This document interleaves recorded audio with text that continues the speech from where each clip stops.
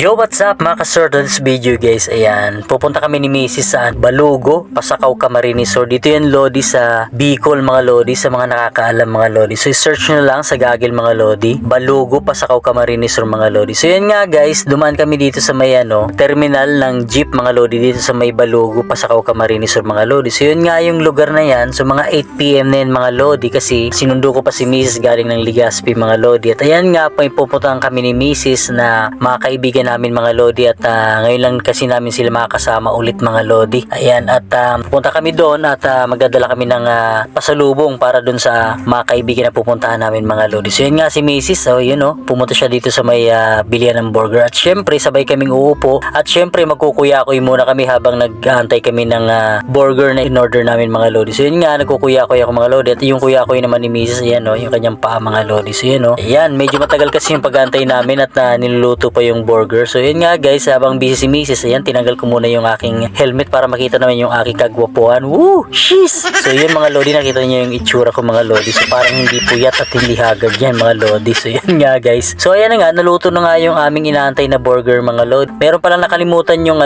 yung tindera mga Lodi, na naipagpalit pala niya yung order namin mga Lodi. So ayan nga guys, pinalitan ulit at inayos niya. At ayan nga, binayaran na Mrs. yung yung aming burger mga Lodi. So ayan nga guys. So tawid lang din ng kalsada mga Lodi, andun na yung kape na in-order namin mga Lodi. So ayan, napakasipag itong batang to mga Lodi. So yun 25 years old. So sa kanya na yung coffee na yan na brand, at sarili niyang brand yan mga Lodi. So yun nga guys, maraming salamat sa iyo iho. Ayan papunta na kami doon sa pupunta namin mga Lodi. At ayan na nga guys, yan nagpirmahan na ng mga ikakasal mga Lodi, dalawang partido mga Lodi. At ayan nga, meron pa kami mga pa-picture niyan mga Lodi. So yun nga, nagpirmahan na ng mga kontrata para sa mga ikakasal mga Lodi, at mga ninong at ninang mga Lodi. So yun nga guys. So yun nga, ayun si Mrs. mga Lodi, at yan na, nagpirma na nga yung ating isang kaibigan mga Lodi na galing pang Manila yan mga Lodi. So yun nga guys, ayun at ayan nga, pinapaypay pa ni Mrs. yung yung mga kontratahan. At ayan nga guys, yun, naisipan namin kumain muna dahil nagutom kami mga Lodi. Mga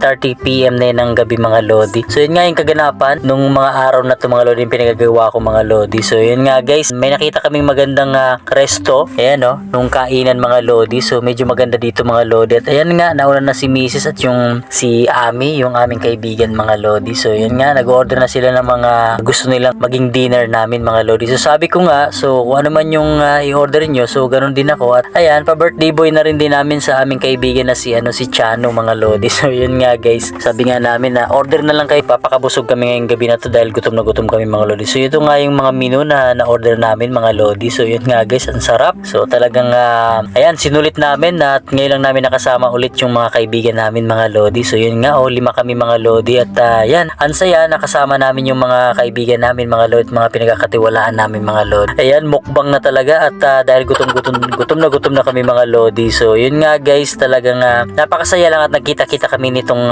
mga kaibigan namin. Kaya lagi lang nating pahalagahan yung mga kaibigan natin at mga nagtitiwala sa atin mga Lodi. Yun guys, para sa inyo to mga Lodi. So maraming salamat sa magandang samahan natin guys. So yun